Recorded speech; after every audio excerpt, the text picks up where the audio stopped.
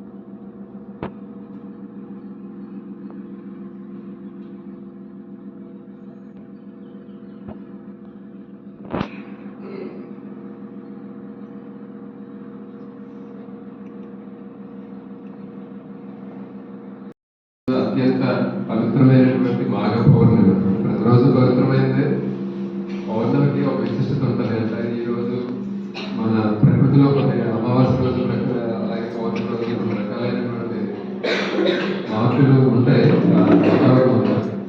ఆ సమయంలో జపం ధ్యానం ఎవరైతే చేస్తారో వారికి మరింత మేలు జరుగుతుందని శాస్త్రాలు చెప్తున్నాయి. కాబట్టి అటువంటి పవిత్రమైనటువంటి మాఘ పౌర్ణమి రోజున మనందరి చేత జపము ధ్యానము చేపించినటువంటి శ్రీమతి లక్ష్మణరావు గారికి ధన్యవాదాలు తెలియజేస్తున్నాను. హరి ఓం.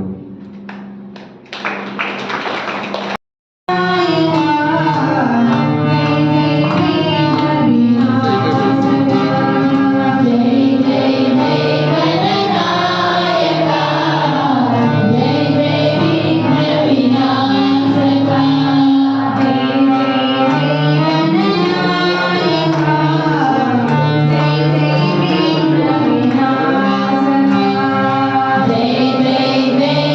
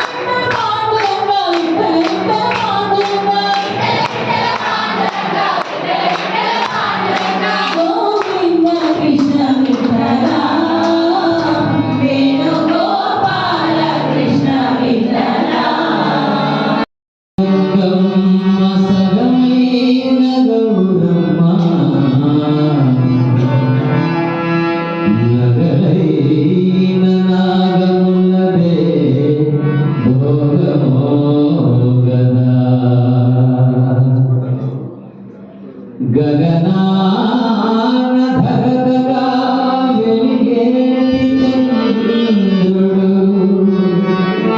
నీ సిగన బాగా వేయుటదే యోగమో మరి.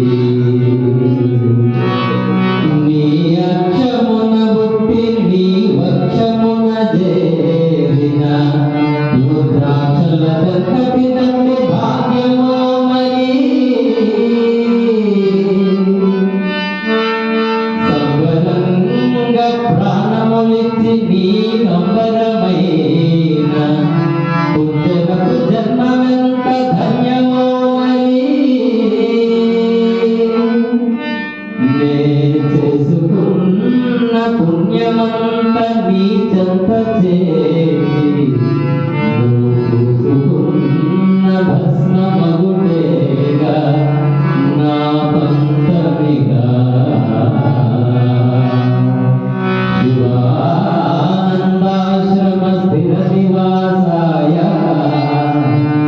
అన్నపూర్ణా సహిత విశ్వనాథాయ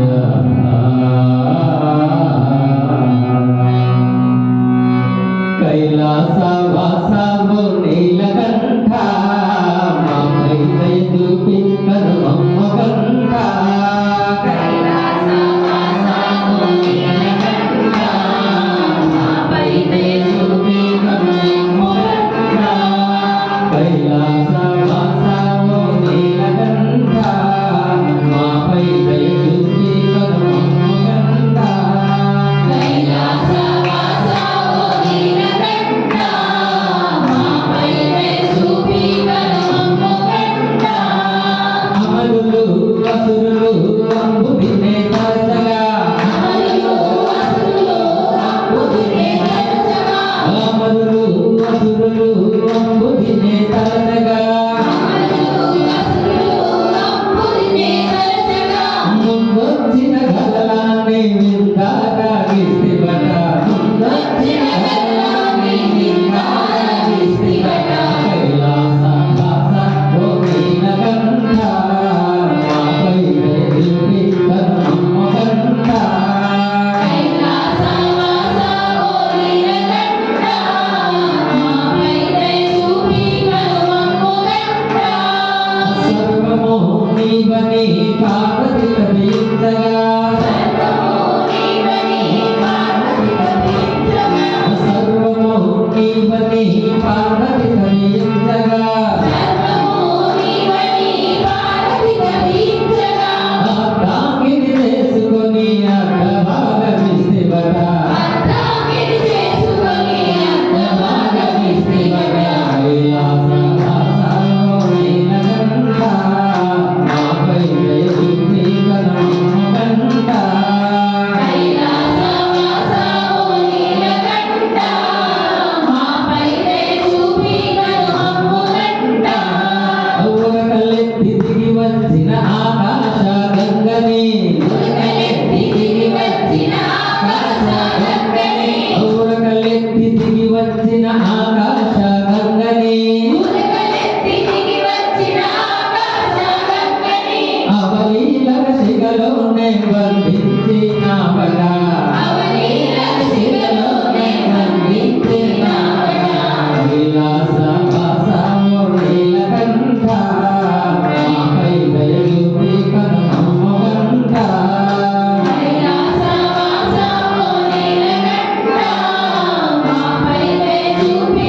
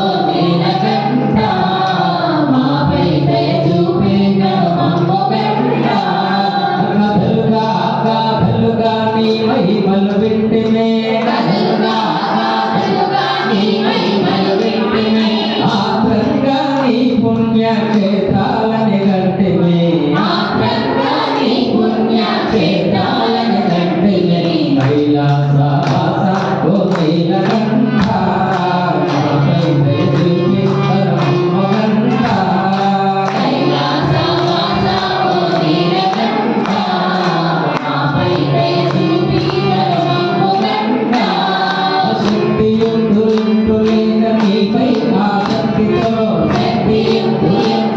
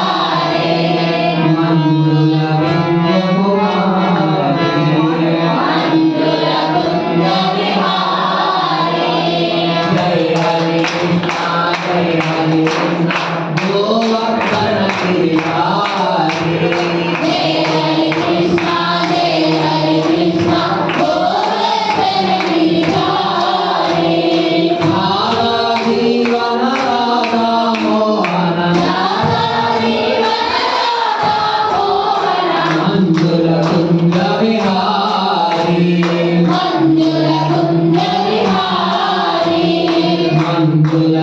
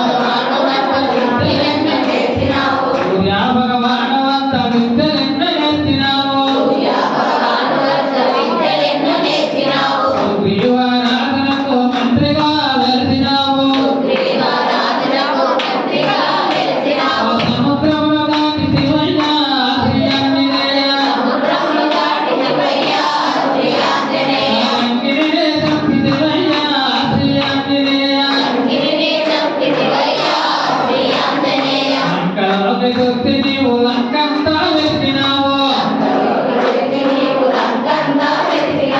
అశోక వనములోన సీతమ్మను చూసినావు శ్రీరాముల ముద్రికలో సీతమ్మకు ఇచ్చినావు గుణమని తెచ్చితివయ్యా శ్రీ ఆంజనేయ శ్రీరాముడు తెచ్చితివయ్యా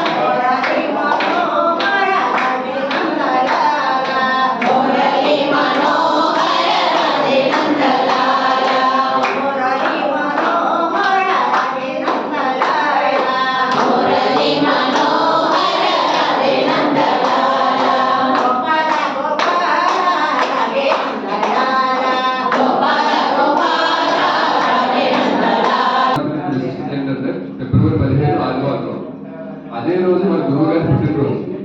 ఇప్పుడు మన శివరాత్రి రోజు ఫిబ్రవరి 15 నిజానికి ఆయన పుట్టినరోజు, కానీ ఆయన శివరాత్రి రోజునే పుట్టాడు. కాబట్టి శివరాత్రి వచ్చింది, ఫిబ్రవరి 15 కూడా వచ్చింది. ఇంకోటి ఏంటంటే ఆయన సన్యాసం తీసుకున్న రోజు కూడా శివరాత్రి రోజు సన్యాసం తీసుకున్నాం. ఇన్ని విశేషాల్లో కూడినటువంటి శివరాత్రి కాబట్టి మనం ఇంతకుముందు మనం శిష్యులు అందరికీ ఒక మాట ఇచ్చున్నాం ఏంటంటే ఆయన పుట్టినరోజు ఏ రకంగా చేయాలి, మనులు మాణిక్యాలు ఏవో ఇవ్వడం కంటే గురువుకి ఇవ్వాల్సింది ఏంటంటే నామాన్ని మనం ఇది చేద్దామని ఒక ఉద్దేశంతో ఒక నిర్ణయం తీసుకోవడం జరిగింది. హరే రామ నామ సంకీర్తన చేద్దామని. కాబట్టి కాకపోతే ఆ రోజు శివరాత్రి వచ్చింది కాబట్టి 24 గంటలు చేయలేదు కాబట్టి 12 గంటలు, ఉదయం 6 గంటల నుంచి సాయంత్రం 6 గంటల వరకు హరే రామ హరే కృష్ణ ఏకనామ సంగీతం ఉంటుంది. దాని ప్రతి ఒక్కరిలో కూడా రావాల్సిందిగా ప్రార్థిస్తున్నాను. First point. రెండోది, ఉదయం మరి శివరాత్రి కాబట్టి తెల్లవారు లేసి బ్రహ్మముహూర్తంలో మేము శివుడికి అభిషేకం చేసుకుంటాం కాబట్టి అంటే 5 నుంచి మనకి అభిషేకం కూడా చేద్దాం. ముందు అభిషేకం చేసేసి అభిషేకం కంప్లీట్ అయిపోయిన తర్వాత 6 గంటలకి హరిరామ సంకీర్తన మొదలవుతుంది. కాబట్టి ప్రతి ఒక్కరూ కూడా పాల్గొవాలి. దానిలో కూడా ఎలా అంటే ఉన్నది 12 గంటలు కాబట్టి మనకున్న 7 గ్రామాల దాకా ఉన్నాయి కాబట్టి ఏ ఊరి గ్రామ ప్రజలు ఫస్ట్ ఎప్పుడు మనం గంగంపేట వాళ్ళకి ఇస్తున్నాం, ఎందుకంటే వాళ్ళు దగ్గరగా ఉంటారు కాబట్టి ఫస్ట్ 2 గంటలు 6 నుంచి 8 గంగంపేట వాళ్ళు ఉంటారు. మిగతా టైం ఎవరి వాళ్ళు ఒకసారి చెప్పి ఏ టైంకి వస్తున్నారో మీరు భోజనాల టైంలో మాత్రం ప్రతి ఒక్కరు నాకు చెప్పండి. ఎవరికి ఏ టైం అనేది ఒకసారి మనం అందరం కూర్చొని చేసుకొని గంచెట్పాలెం వాళ్ళు కూడా వాళ్ళని గంచెట్పాలెం, కోటవనపాలెం అందరూ కూడా ప్రతి ఒక్కరిలో కూడా ఆ కార్యక్రమంలో పాల్గొంచుకోవాల్సిందిగా కోరుతున్నాను. మనకి ఎందుకంటే గురువు గారికి మనం చేసే అత్యుత్తమైనటువంటి కార్యక్రమం అది. పైగా శివరాత్రి కూడా ఉంటారు. తర్వాత అదే రోజు ఇంకొకటి ఏంటంటే మరి మనం రాత్రికి అభిషేకం లింగోద్భవం సమయంలో మనం అభిషేకం చేయడం అనేది ఆనవాయితీ. ప్రతి ఎక్కడైతే శివాలయాలు ఉంటాయో అక్కడ చేయడం అనేది ఆనవాయితీ. కాబట్టి మనం ఈసారి రాత్రి 9 గంటలకి వస్తే అందరం మనం అభిషేకం చేసుకుందాం. రాత్రి అంటే 6 వరకు మనం హరినామ హరే కృష్ణ చేసుకుని ఎందుకల్లా ఎవరు పనులు చూసుకుని 9 9:30 మొదలు పెడదాం. 9:30 కల్లా మనం అభిషేకం మొదలు 12 అభిషేకం కరెక్ట్గా మంచి బాగా అయ్యేటట్టుగా చేసుకోవచ్చు. 9 నుంచి అభిషేకం కూడా ఉంటుంది. ఆ రోజు రాత్రి అంతా మేము జాగారం చేసి ఇంకా ఒక విశిష్టత ఏంటంటే తర్వాత రోజు ఉదయం సోమవారం ఉదయాన్నే అభిషేకం కూడా చేసుకుని వెళ్తాము అన్నా కూడా చక్కగా మనం ఆ రోజు రాత్రి అంతా అమ్మగారు ఉంటారు కాబట్టి మనం అందరం ఇక్కడ కూర్చొని కోపుకున్న వాళ్ళందరూ భజనలు జాగారాలు చేసి చక్కగా అభిషేకం అయిన తర్వాత భజనలతో ఆకుల పాటలతో భగవంతుడికి సంబంధించిన ఆకుల పాటలతో మనం చక్కగా గడిపి తెల్లవారి 4 గంటలకు మళ్ళీ చక్కగా అభిషేకం చేసుకుని ఇంటికి వెళ్ళవచ్చు. కాబట్టి ఈ కార్యక్రమంలో ప్రతి ఒక్కరూ కూడా పాల్గొనవలసిందిగా ప్రార్థిస్తున్నాను.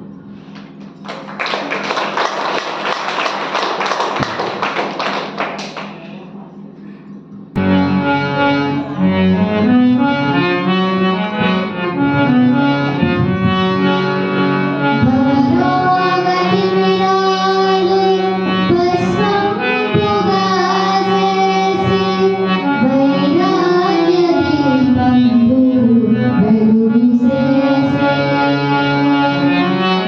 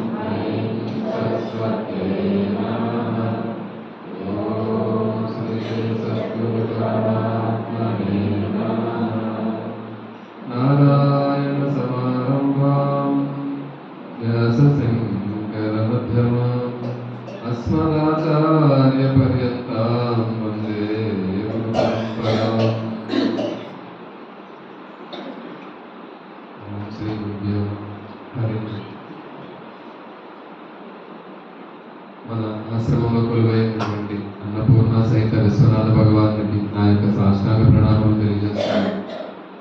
అలాగే మనమందరం భజన, జపం, ధ్యానం, సేవా కార్యక్రమాలు చేయడానికి అనువుగా శ్రీ శివానంద ఆశ్రమాన్ని నెలకొల్పినటువంటి పూజ్య శ్రీ విష్ణుదేవానంద సరస్వతి స్వామి వారి చరణ కమలంలో నా యొక్క శాస్త్రాన్ని ప్రణామాలు తెలియజేస్తూ ఈరోజు ఈ కార్యక్రమానికి ఇచ్చేసినటువంటి భక్తులందరికీ కూడా, సాధకులు, భక్తులు, గురువు గారి శిష్యులు అందరికీ కూడా నా హృదయపూర్వక ప్రణామాలు. మనం ఒక 3 సార్లు శివానంద గాయత్రి చేద్దాం. నేను చెప్తాను, అనండి. బ్రహ్మనిష్టాయ విద్మహే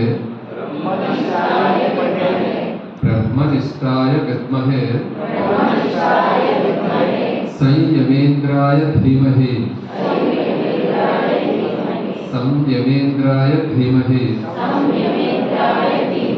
తన్నః శివానంద ప్రచోదయాత్. బ్రహ్మనిష్టాయ విద్మహే సంయమేంద్రాయ ధీమహి తన్నః శివానంద ప్రచోదయాత్.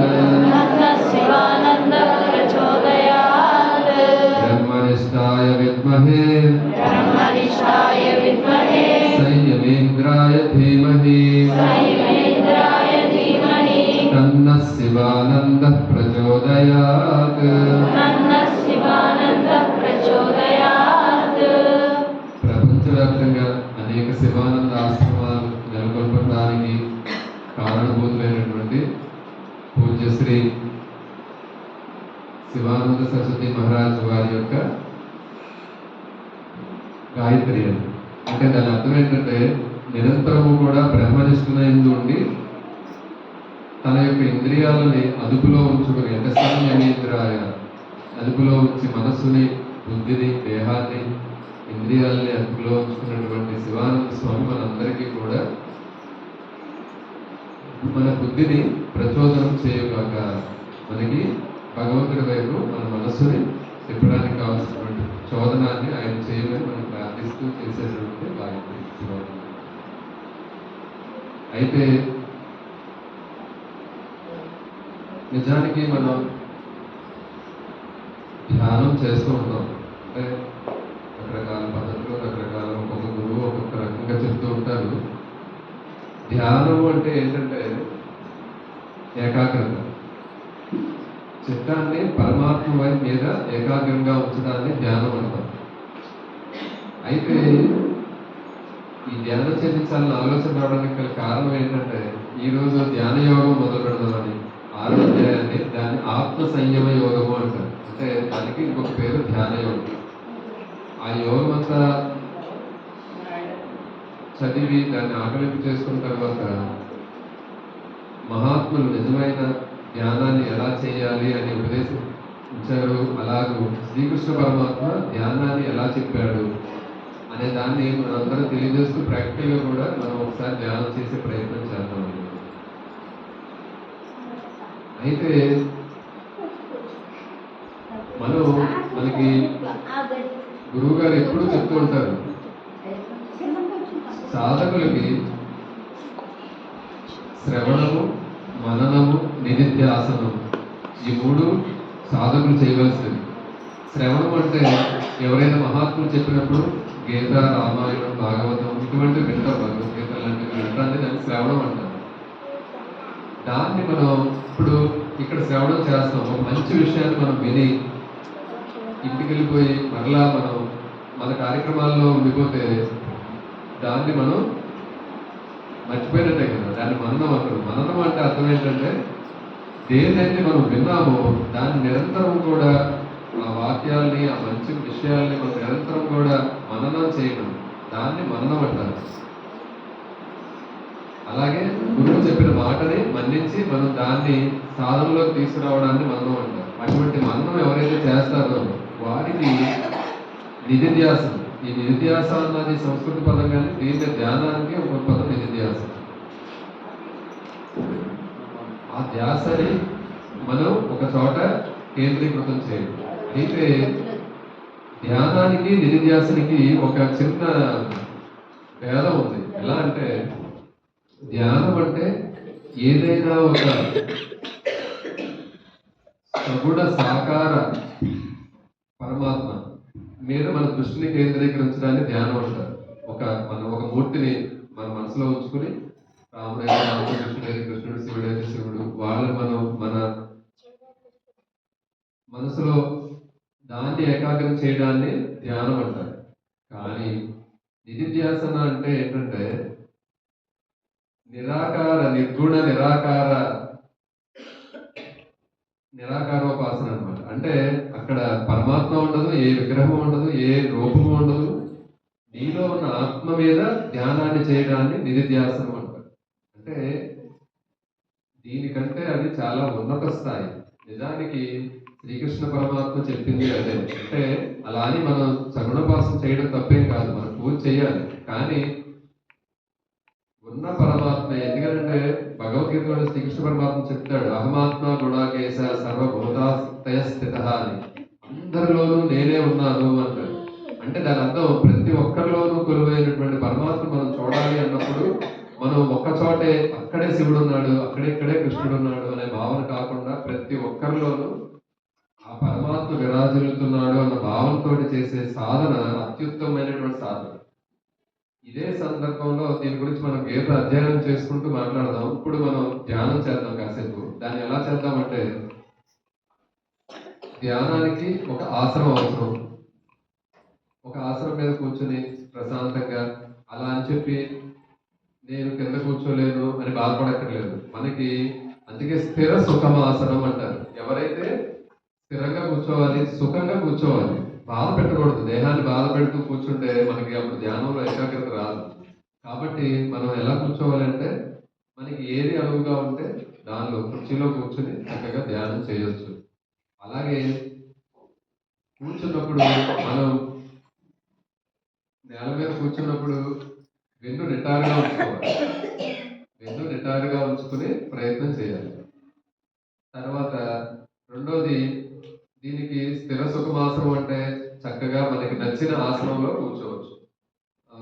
దీనికి మంచి ఇదైతే అర్ధపద్మాసనం. అంటే ఒక కాళ్ళు ఇలా పెట్టుకుని ఒక కాలు ఈ రకంగా కూర్చుంటే మనకి వెన్ను స్ట్రైట్ గా నిటారుగా ఉంటుంది.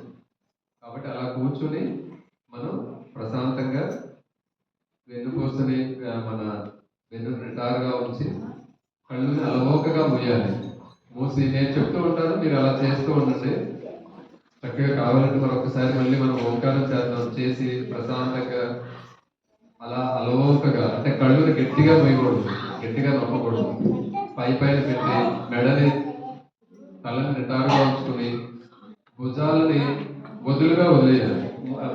మన వెన్ను గట్టిగా నిటారుగా పెట్టుకోమన్నాం కదా అని చెప్పి భుజాలను కూడా బిగిస్తే మెడ అది నొప్పులు వస్తాయి. కాబట్టి మీకు నచ్చిన ఆసనంలో కూర్చోండి. నచ్చినట్లుగా ప్రశాంతంగా కళ్ళుని అలవోకగా మూసి మనం మొదలు పెడదాం.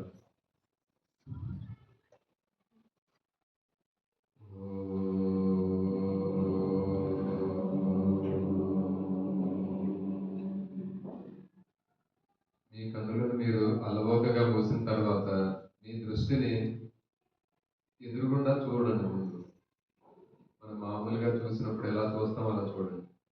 తర్వాత మీ దృష్టిని భ్రూమధ్యం, ఏదైతే నాసికాగ్రం అంటారు, అంటే నాసిక ముక్కు మీదకి కాదు, రెండు మనం బొట్టు పెట్టే భాగం ఆజ్ఞా చక్రం అంటాం, అక్కడ మీ దృష్టిని కేంద్రీకృతం చేయాలి. ఇలా కేంద్రీకృతం చేసినప్పుడు మన మనసులోకి ఎటువంటి భావాలు రాకుండా చూసుకోవాలి. అంటే నేను ధ్యానం చేస్తున్నాను అన్న భావన కూడా మనలో ఉండకూడదు. ఎందుకంటే శాస్త్రం ఏం చెప్తుందంటే ఐ ఆమ్ నథింగ్.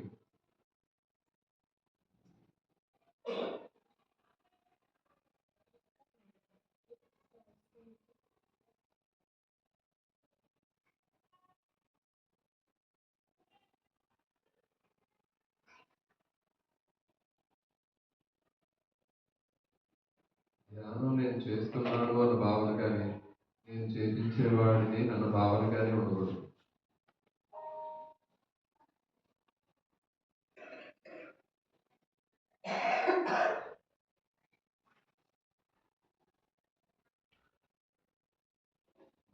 మనస్సు భూతకాలంలో జరిగినటువంటి ధ్యానం మీద ఏవో క్లాసులకు కానీ వాటికి అటెండ్ అయినప్పుడు చెప్పిన విషయాలకు వెళ్తూ ఉంటుంది.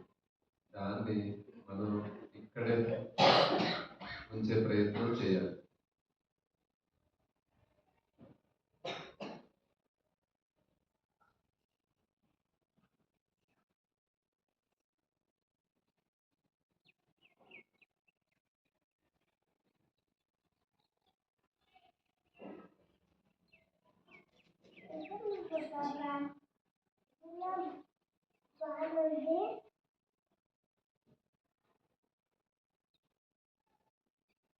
శాంతి మంత్రాల్లో భాగమైనటువంటి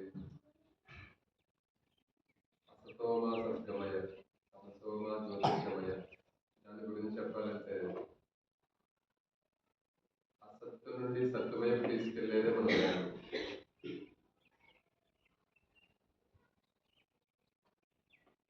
తమసోమ జ్యోతిర్గమయ, చీకటి నుండి వెలుగు వైపు.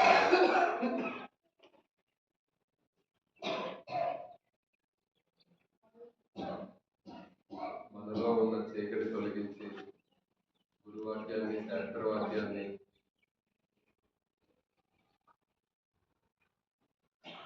తెలుసుకుని తద్వారా జ్ఞానాన్ని పొందే వెలుగు ద్వారా వెలుగును మాకు ప్రసాదించు అని మనం అటువంటి ధ్యానం చేస్తాం. అమృతంగమయ, నిజానికి ఈ ఆత్మకు మరణం అనేది లేదు.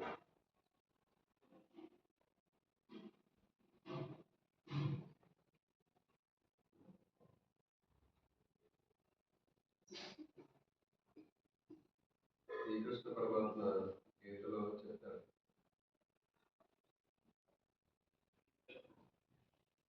ఆత్మ శస్త్రములతో వేధింపబడదు,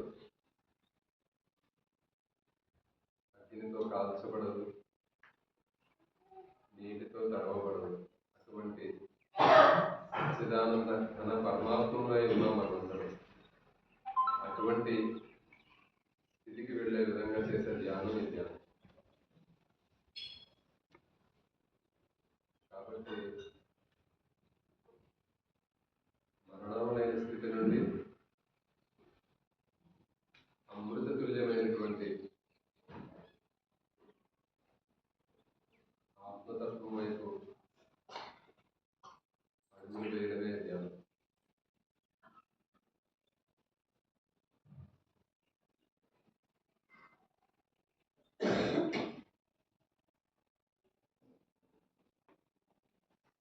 ఈ ధ్యానం చేస్తున్నంతసేపు కూడా మీ పెదాలపై చిరునవ్వు ఉండాలి.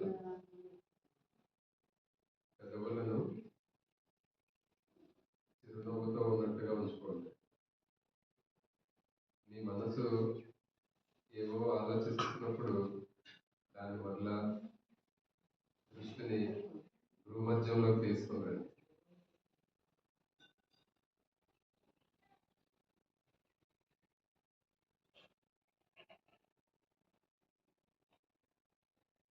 మనకి ఏవో శబ్దాలు వినిపిస్తూ ఉంటాయి, ఏవో మాటలు వినిపిస్తూ ఉంటాయి. అయినా సరే మన మనసుని భూమధ్యంలోనే కేంద్రీకరించాలి.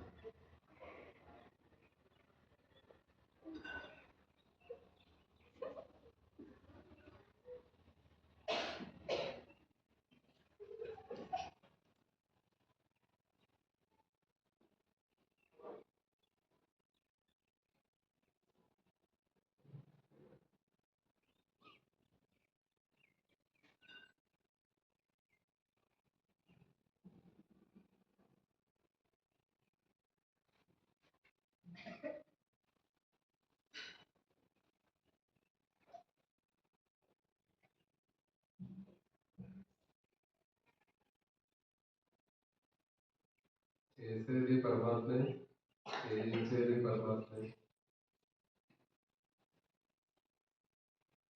నేనేమీ కాదు.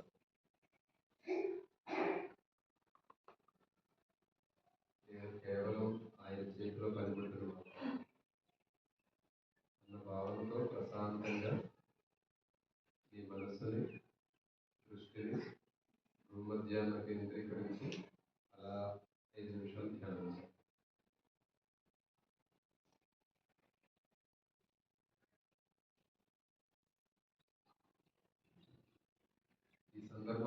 మనసు చెప్తుంది అలా ఖాళీగా కూర్చునే బదులు ఏదైనా నామాన్ని చెప్పొచ్చు కదా అని, గురువు దగ్గర నుంచి పొందిన నామాన్ని జపించవచ్చు కదా అంటారు. కానీ అవన్నీ ఆలోచనలు మనం రానివ్వకుండా కేవలం ప్రశాంతంగా భూమధ్యాన్ని చూడాలి.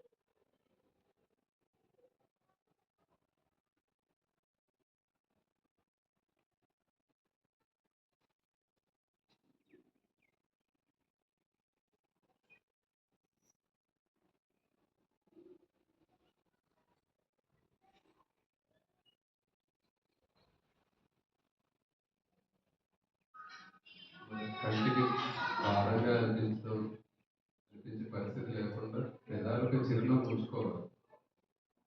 ఆ చిరునవ్వు ద్వారా ఒక రకమైన మనం కోపంగా చేసినట్టు కాకుండా జ్ఞానాన్ని ప్రశాంతంగా చేయగలం.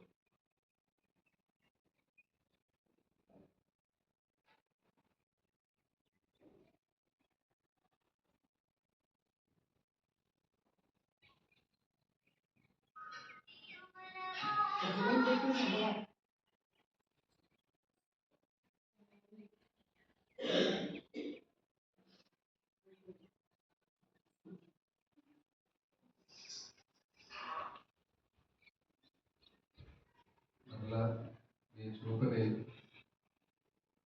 యథాస్థితికి తీసుకొచ్చి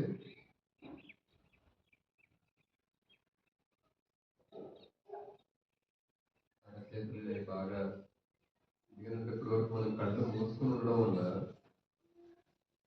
చీకటిగా ఉన్న కంటిపాపకి ఒక్కసారి వెలుతురు తగలడం వల్ల కొద్దిగా ఇబ్బందిగా అనిపిస్తుంది.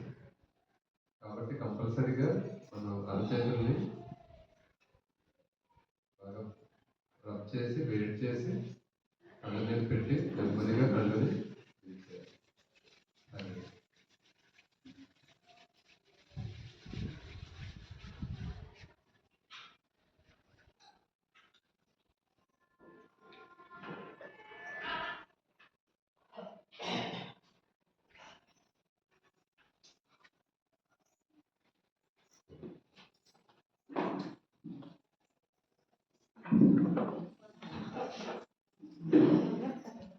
అయితే రకరకాలుగా ధ్యానానికి రకరకాల తర్వాత మనం ఒక శ్రీకృష్ణ పరమాత్మ చెప్పినటువంటి దాన్ని తెలివైన వాళ్ళు గురువులు కొంతమంది వాళ్ళకి తగ్గట్టుగా దాన్ని అన్వయించుకుని రకరకాలుగా చెప్తున్నారు. కానీ మనకి కర్మ సన్యాస యోగంలో లాస్ట్ 3 శ్లోకాల్లో ధ్యానం గురించి చెప్పాడు. ఏం చెప్పాడంటే స్పర్శాన్ కృత్వా బహిర్బాహ్య చక్షుశ్చైవాంతరే భ్రువో ప్రాణాపానో సమో కృత్వా నాసాభ్యంతర చారిణో. ధ్యానం ఎలా చేయాలనే దాని మీద ప్రాణాపానాలను సమానంగా ఉంచి మన దృష్టిని భ్రూమధ్యాన్ని ఉంచాలి అని శ్రీకృష్ణ పరమాత్మ చెప్పినటువంటి ధ్యానం. అంటే మరి నేను ఎవరిని విమర్శించడం అనేది కాదు, కానీ శ్వాస మీద ధ్యాస కరెక్టే, కానీ అసలు ధ్యాసే లేని స్థితికి వెళ్ళడమే ధ్యానం. అసలు ఏ ధ్యాస ఉండకూడదు, ఏ ధ్యాస లేని స్థితికి ఎదగాలి, అది నిజమైన ధ్యానం. అయితే ఈ కర్మ సన్యాస యోగంలో లాస్ట్ మనకి నిజానికి కర్మ సన్యాస యోగం ఈ ముందు శ్లోకాల్లో కర్మలు ఎలా చేయాలి, కర్మలో ఫలాన్ని ఆశించకుండా ఎలా చేయాలని చెప్పినటువంటి పరమాత్మ ఇప్పుడు నెమ్మదిగా మనల్ని ధ్యాన యోగం వైపు తీసుకెళ్తున్నారు. ఆ ధ్యాన యోగానికి తీసుకెళ్లే క్రమంలో చెప్పే ఈ 3 శ్లోకాలని వాటికి మెట్టుకాలన్నమాట.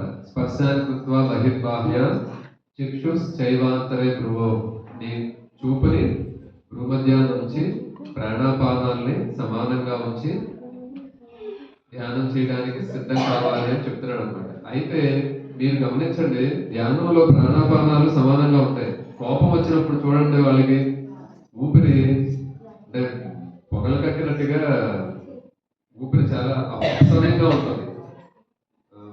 అంటే బాగా ఎగిసి పడిపోతూ ఉంటాడు మనిషి. ఆందోళన గురైనప్పుడు, కోపం వచ్చినప్పుడు, అలాగే శోకం వచ్చినప్పుడు, బాధ కలిగినప్పుడు, అప్పుడు మనిషి యొక్క శ్వాస చాలా అలజడిగా ఉంటుంది. కానీ ధ్యానంలో ఆ అలజడి ఏది లేకుండా ఒక సమాన స్థితిలో ఉంటుంది. కాబట్టి అటువంటి స్థితికి వస్తుంది. కాబట్టి నిజానికి ధ్యానం చేయడం అంటే మన వాళ్ళకి ఎలా అంటే దాన్ని ఎలా తీసుకొచ్చారంటే బీపీ తగ్గిపోతే షుగర్ రాదు, లేదంటే ఎటువంటి జబ్బులు రాకుండా ధ్యానం చేయాలి. కానీ ధ్యానం అంటే జబ్బులు రాకుండా మనల్ని ప్రశాంత స్థితి ఎప్పుడైతే ఉంటుందో అన్ని తగ్గుముఖం పడతాయి. కానీ నిజానికి అది కాదు, పరమాత్మని తెలుసుకునే స్థితి, పరమాత్మని పొందే స్థితే నిజమైన ధ్యానం. తర్వాత ఈ 5వ అధ్యాయం కంప్లీట్ అయిన తర్వాత 6వ అధ్యాయం మొదలు పెడితే 6వ అధ్యాయం పేరు ఆత్మ సంయమ యోగం. ఆత్మ అంటే ఇక్కడ అర్థం మనస్సుని సంయమము అంటే అదుపులో ఉంచుకోవడం. అదుపులో ఉంచుకుంటూ ఎప్పుడైతే మనసు అదుపులో ఉందో మనం ధ్యానంలో ఉండట్లేదు. మన మనసు ఎవరి మనసు అయితే అదుపులో ఉందో వారు ధ్యానం చేస్తున్నట్టు భావించవచ్చు. అందుకే ఇందాక మనం శివానంద స్వామి యొక్క గాయత్రి చేసినప్పుడు అదే ఆయన గాయత్రిలో అదే ఉంటుంది, సంయమేంద్రాయ ధీమహి.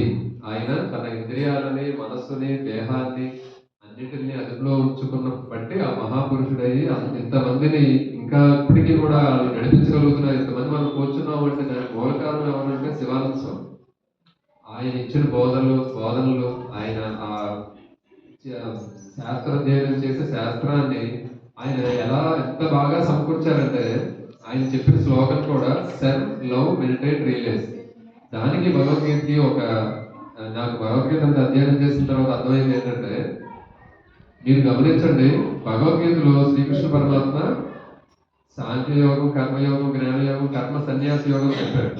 అంటే కర్మ ఎలా చేయాలి అనే దాని మీద చెప్పి సేవ ఎలా చేయాలి అనే దాని మీద ఆయన ఫస్ట్ సేవ తీసుకున్నారు, సేవ, ప్రేమ. ఆ 2 జరిగిన తర్వాత ఆయన ధ్యానం తీసుకున్నారు. అలాగే ఇక్కడ భగవద్గీతలో కూడా అదే జరుగుతుంది. మనకి ఫస్ట్ కర్మ ఎలా చేయాలి, మనిషి కర్మ ఫలాన్ని కర్మణ్యేవాధికారస్తే మా ఫలేషు కదాచన అని చెప్తాడు. నువ్వు ఎటువంటి ఫలం లేకుండా కర్మలు చేయి అంటాడు అని చెప్పినటువంటి పరమాత్మ అలా ఇప్పుడు మనల్ని ధ్యాన యోగం వైపు తీసుకొస్తున్నాడు. అంటే ఎవరైతే నిజంగా ధ్యానం చేయాలనుకున్న వాళ్ళు ఆ కర్మ ఫలాన్ని సన్యసించాలి. కర్మ సన్యాస యోగం అంటే ఏంటంటే అర్థం కర్మ ఫల సన్యాసం. మీరు సేవ అనేది సర్వ లవ్ అన్నారు.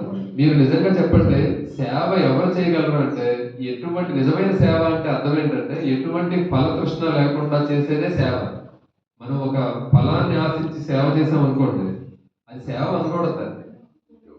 మనం ఏదైనా ఒక ఫలాన్ని ఆశించి నాకు నేను ఈ పని చేసి పెడుతున్నాను కదా అంటే అది సేవ బదులు, అది జస్ట్ డ్యూటీ, కర్తవ్యం అంతే, అది సేవ కాదు. సేవ చేశాము. సేవ అంటే అర్థం ఏంటంటే ఎటువంటి ఫలాన్ని, ఎటువంటి వారి నుంచి అవతల వారి నుంచి నేనేమి ఆశించట్లేదు, ఆశించకుండా చేసేది సేవ. నేను డ్యూటీకి వెళ్తున్నాను, జాబ్ చేస్తున్నాను, అది సేవ అవ్వదు. ఆ నెలకు ప్రతి నెల ఫస్ట్ తారీఖు జీతం ఇచ్చేస్తున్నప్పుడు అది సేవ ఎలా అవుతుంది? సేవ కాదు.